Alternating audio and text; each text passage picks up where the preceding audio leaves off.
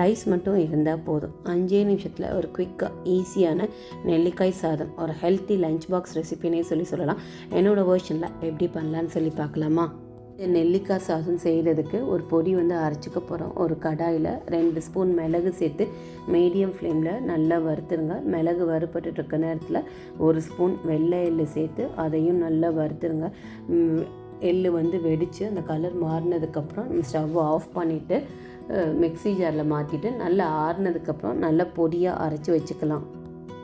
நெல்லிக்காயை நல்லா கழுவிட்டு அந்த உள்ள கொட்டையை எடுத்துகிட்டு ரஃப்பாக சாப் பண்ணி வச்சுக்கலாம். ரொம்ப பொடிசாக கட் பண்ணுன்ற அவசியம் கிடையாது. ஏன்னா இந்த கட் பண்ண நெல்லிக்காய் எல்லாத்தையும் மிக்ஸி ஜாரில் மாற்றிட்டு பல்ஸ் மோடில் ஒரு 10 செகண்ட் அரைச்சி வச்சுட்டாலே போதும். தண்ணி எதுவுமே சேர்க்க வேணாம். நெல்லிக்காய் ஜஸ்ட் இந்த மாதிரி பேஸ்ட் மாதிரி அரைச்சி வச்சுக்கலாம். நம்ம ஆல்ரெடி வறுத்த மிளகு எள்ளு பொடியும் ரெடி ஆயிடுச்சு. இப்போ நம்ம ரைஸ் தாளித்து விட்டுடலாம். இந்த நெல்லிக்காய் சாதம் நம்ம நல்லெண்ணெயில் தாளித்தோன்னா டேஸ்ட் இன்னும் நல்லாயிருக்கும். நல்லெண்ணெயில் கொஞ்சமாக கடலைப்பருப்பு, உளுத்தம்பருப்பு, கடுகு இதெல்லாம் சேர்த்து பொரிஞ்சதுக்கப்புறம் ஒரு 1/2 டீஸ்பூன் கிட்ட பெருங்காயத்தூள் சேர்த்து அதையும் பொரிய விட்டுடலாம். அதுக்கடுத்து கடலைப்பருப்பு சேர்த்துருக்கேன். அதாவது நிலக்கடலைப்பருப்பு. இந்த சாதத்தோடு சேர்த்து லைட்டாக ஒரு கஞ்சி டெக்ஸ்சர் கொடுக்கும். உங்களுக்கு நிலக்கடலைப்பருப்பு பதிலாக முந்திரி பருப்பு கூட நீங்கள் சேர்த்துக்கலாம். எங்கள் வீட்டில் நிலக்கடலைப்பருப்பு ரொம்ப பிடிக்கும்னால நான் அதை தான் சேர்த்துருக்கேன். அடுத்து பார்த்திங்கன்னா 2 பச்சை மிளகாய் வத்தல், கருவேப்பிலை இதெல்லாம் சேர்த்து வதக்கி விட்டுட்டு நம்ம அரைச்சி வச்சுருக்க நெல்லிக்காயும் சேர்த்துட்டு இந்த சாதத்துக்கு தேவையான அளவு உப்பு கூட மஞ்சள் தூள் இதெல்லாம் சேர்த்து ஹை ஃப்ளேமில் வச்சு 1 நிமிஷம் இது நல்லா வதக்கி விட்டுடலாம். இதுக்கு வதக்கினதுக்கப்புறம் நம்ம குக் பண்ணி வச்சுருக்க ரைஸ் இது கூட சேர்த்துட்டு நம்ம அரைச்சி வச்சுருக்கிற பொடியையும் கலந்துட்டோன்னா ரைஸ் ரெடி ஆகிடும். நம்ம நெல்லிக்காய் பொடிசாக கட் பண்ணி இதில் போட்டோம் அப்படின்னா என்ன பண்ணுவாங்கன்னா குட்டீஸ் அதை தனியாக எடுத்து ஒதுக்கி வச்சுருவாங்க. நெல்லிக்காய் நல்லது சாப்பிடுங்க அப்படின்னு சொல்லி நம்ம டைரெக்டாக கொடுத்தாலும் அவங்க அதோட சாப்பிட கிடையாது. இந்த மாதிரி நம்ம பேஸ்ட்டாக அரைச்சிட்டோன்னா அவங்க பிரிக்கவும் முடியாது, ரைஸோடு சேர்த்து சாப்பிட்ருவாங்க.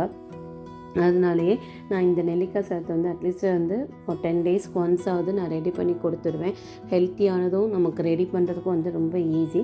இது கூட பார்த்திங்கன்னா அப்பளம், வடகம், இல்லை பொட்டேட்டோ ஃப்ரை, இல்லை அந்த பொட்டேட்டோ மசாலா அந்த மாதிரி ரொம்ப நல்லாயிருக்கும்.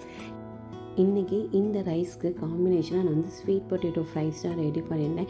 ஸ்வீட் பொட்டேட்டோ ஃபிங்கர் ஷேப்பில் கட் பண்ணிவிட்டு அது கூட மஞ்சள் தூள், மிளகாய்த்தூள், மிளகுத்தூள், உப்பு, கொஞ்சமாக எண்ணெய் சேர்த்துக்கலாம்.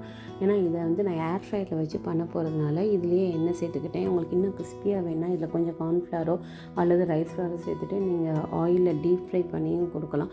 அப்படி இல்லைனா ஏர் ஃப்ரையரில் பார்த்திங்கன்னா 200 டிகிரி செல்சியஸில் 5 மினிட்ஸ் ப்ரீ ஹீட் பண்ணிவிட்டு அடுத்து 200 டிகிரி செல்சியஸில் நான் 15 மினிட்ஸ் செட் பண்ணியிருந்தேன். பட் எனக்கு 12 மினிட்ஸ்லேயே இது குக் ஆகிடுச்சு. இந்த ஸ்வீட் பொட்டேட்டோ முன்னாடியே எதுவும் குக் பண்ணுன்ற அவசியம் கிடையாது.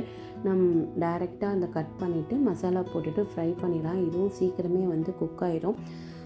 இந்த மாதிரி ஒரு ஹெல்த்தி லஞ்ச் பாக்ஸ் ரெசிபீஸ் நீங்கள் எந்த மாதிரிலாம் பண்ணுவீங்க அப்படின்றத கமெண்ட் செக்ஷனில் கமெண்ட் பண்ணுங்கள். இந்த ரைஸ் அண்ட் ஃப்ரைஸ் கூட நான் ராஜ்மா வேக வச்சு தாளித்து விட்டுட்டு ஒரு சாலட் மாதிரி ரெடி பண்ணியிருந்தேன். அடுத்து இன்னொரு ஹெல்த்தி லஞ்ச் பாக்ஸ் சீரீஸில் பார்க்கலாம். தேங்க்ஸ் ஃபார் வாட்சிங்.